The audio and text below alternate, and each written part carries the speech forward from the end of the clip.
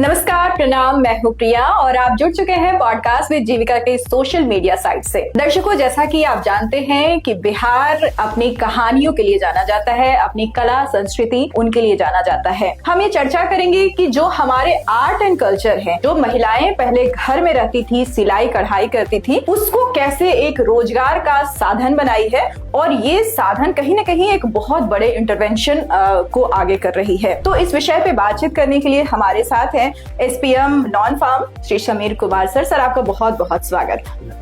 Sir, तो ये जो स्टिचिंग यूनिट का ये जो कॉन्सेप्ट आया है कि दीदियां अपने हुनर को निखार करके आत्मनिर्भर बन रही हैं, सर इसको आप कैसे देखते हैं? ये एक बहुत बड़ी पहल थी और कहीं ना कहीं कोविड जब आया था बिहार में तो आपदा को अवसर में हम लोगों ने बदला था। मास्क बनाने का एक बहुत बड़ा कार्य जीविका को दिया गया था, जिसमें 30,000 दीदियों की मैपिंग की गई थी और उनको निफ्ट के माध्यम से ऑनलाइन ट्रेनिंग दी। और उस ट्रेनिंग के बाद बड़ा मुहिम बिहार में चला, जिसमें 30,000 दीदियों ने 11 करोड़ 84 लाख मास्क का निर्माण किया गया था। इसमें 184 करोड़ का टर्नओवर हुआ था। एक बहुत बड़ा पोर्टफोलियो था। तो एक स्किल निकल करके आया कि इतनी महिलाएं हैं जो स्टिचिंग का काम जानती हैं। तब से ही हम लोगों ने एक तरीके से सोचा कि क्यों ना हम लोग अब स्टिचिंग जब दीदियां जान रही हैं तो उनको हम लोग आगे कैसे लेकर के जाएं। तो शिक्षा विभाग के साथ संपर्क किया गया। SC/ST वेलफेयर डिपार्टमेंट एवं स्वास्थ्य विभाग दीदी की रसोई के माध्यम से हम लोग के साथ काम कर रही थी। तो सबसे पहला जो था वो SC/ST में बच्चों को स्कूल ड्रेस देना और हेल्थ डिपार्टमेंट के अंतर्गत पेशेंट्स का जो यूनिफॉर्म था वो देना, वो कार्य दिया गया जीविका को और बखूबी इस कार्य को स्टार्ट किया गया। एक बहुत बड़ा ट्राइपैड एग्रीमेंट का एक सिस्टम था जिसमें बिजली विभाग की एक बहुत बड़ी भूमिका रही और पहला स्टिचिंग यूनिट हम लोगों ने मुंगेर जिला में लगाया और बाद में जब स्टार्ट हुआ तो हम लोगों ने एक बड़ा एक्सपेंशन किया जो कोइलवर में यूनिट्स लगाई गई। बियाडा के लैंड्स हम लोगों को मिला। इंडस्ट्री डिपार्टमेंट का भी बहुत बड़ा सहयोग रहा। तो कुल मिलाकर देखा जाए तो स्टिचिंग का जो व्यवसाय आज के समय में जो 200 करोड़ रुपए का एक सालाना टर्नओवर के 200 करोड़ रुपए का सालाना टर्नओवर का इसका पोर्टफोलियो है, जिसमें 51,000 महिलाएं जो ट्रेंड है, 1,19,000 महिलाओं की मैपिंग की जा चुकी है जो ऐप के माध्यम। 51,000 महिलाएं ऑलरेडी काम कर रही हैं, ऑलरेडी ट्रेंड है और वो काम कर रही हैं। 51,000 machine are running in Bihar, जो मशीन अभी हमारे दीदियों के द्वारा चलाया जा रहा है। 25 यूनिट्स हम लोगों ने बिहार में बिजली विभाग के सहयोग से लगाया। 15 जिलों में यूनिट कार्यरत है और अभी एक बड़ा मुहिम है ICDS के तहत 85 लाख बच्चों का ड्रेस महिलाएं बना करके सप्लाई कर रही हैं। SC/ST वेलफेयर डिपार्टमेंट का, BC/EBC डिपार्टमेंट का, हॉस्पिटल्स का, माइनॉरिटी का और अभी शिक्षा विभाग के तरफ से भी ऑर्डर दिया गया। तो जो एक परिकल्पना रखी गई थी कोविड में, जो आपदा था उसको अवसर में बदला गया, वो अवसर अभी दिखाई दे रहा है कि इसको कितने बड़े पैमाने पर ले जाया जा सकता है।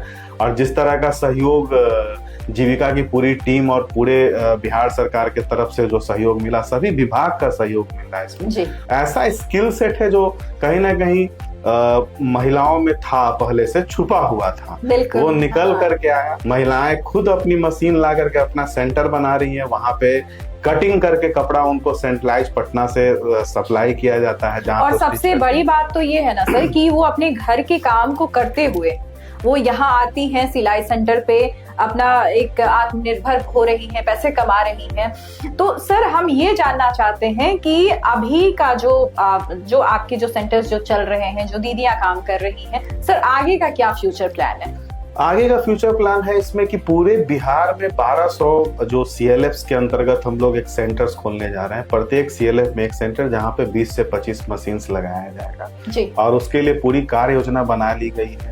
उसके लिए संबंधित विभाग को पत्राचार के माध्यम से उनके साथ बैठक भी शुरू हो गई है। माननीय मंत्री का भी इसमें काफी बड़ा योगदान रहा है, ग्रामीण विकास मंत्री का। उनके द्वारा भी ये कहा गया है कि इसको पूरे बिहार में नाबार्ड जितनी भी संस्थानें हैं सभी के माध्यम से इसको किया जा रहा है। तो आने वाले समय में 1 लाख से ऊपर मशीन हम लोग रनिंग करेंगे, जो 2 शिफ्ट में हम लोग रन कराएंगे। 1 लाख से ज्यादा मशीन और वो 2 शिफ्ट में रनिंग होगा। और उसके साथ साथ हमारा टारगेट है कि प्रतिदिन 3.5 लाख से लेके 5 लाख ड्रेसेस हम लोग निकालेंगे। अभी जो एक एवरेज इनकम पोर्टफोलियो हम लोगों ने देखा, तो जो महिलाएं शुरुआत में 8,000 रुपया उनके पास आ रहा था, अभी 12,000 13,000 रुपए के रेंज में, वो पिछले 3 महीने में ही उनका स्पीड, एक महिला 12 से 15 ड्रेस बनाना शुरू कर दी है। जो प्लान है उसमें जानकी जीविका महिला प्रोड्यूसर्स कंपनी के नाम से एक कंपनी का गठन किया गया है जी। और वो कंपनी इस व्यवसाय को आगे लेकर के जा रही है, जो महिलाओं के द्वारा पूर्ण रूप से महिलाओं के लिए हाँ। चलाई जा रही एक कंपनी है और उसने अपना लगभग 100 करोड़ का व्यवसाय अभी तक कर लिया है कंपनी ने पिछले 3 से 4 महीनों में। तो ये एक बृहद पैमाना रहेगा आने वाले समय में रोजगार को धरातल तक ले जाने का। जी सर, जो दीदियां हमें देख रही हैं, हमें सुन रही हैं, सर वो अगर जुड़ना चाहती हैं इस स्टिचिंग यूनिट से या फिर जीविका से, सर उनके लिए क्या संदेश? बहुत ही आसान है। अगर उनमें स्किल सेट है, अगर वो सिलाई के व्यवसाय से जुड़ी हुई है, तो एक सुनहरा अवसर है। वो समूह के साथ पहले जुड़े, समूह में जुड़ने के उपरांत वो जानकी जीविका महिला प्रोड्यूसर्स कंपनी के साथ वो संपर्क करके संबंधित जिला में जो डीपीएम बीपीएम्स हैं हमारे, जो वहाँ पे हमारी टीम है, उनसे संपर्क करते हुए इस व्यवसाय के साथ जुड़ सकती हैं। क्योंकि यह मानना है कि जो महिलाएं सिलाई का काम जान नहीं है उनको इसके साथ जोड़ा जाए और आने वाले समय में उनको भी रोजगार मिले। और 3-3.5 लाख दीदियों को हम लोग चाहेंगे 2030 तक इसके साथ जोड़े। एक बड़ा बिजनेस हब अपैरल इंडस्ट्री का बिहार में। स्कूल ड्रेस के अलावा कुछ डिजाइनर ड्रेस भी अब वो दीदियां बनाना शुरू कर दी। डिजाइनर ड्रेसेस भी बन रहे हैं। डिजाइनर ड्रेसेस भी बन रहे हैं और उसको हम लोग ऑनलाइन के माध्यम से पटना एयरपोर्ट पे, पटना समाहरणालय में उसको हम लोग अभी बेच रहे हैं उन ड्रेसों को। और तो ये आने वाले समय में और इसको बड़े लेवल पे हम लोग लेने जा रहे हैं। बहुत बढ़िया सर, बहुत अच्छी आपने जानकारी दी। हमारे इस कार्यक्रम में आए सर, आपका बहुत बहुत आभार।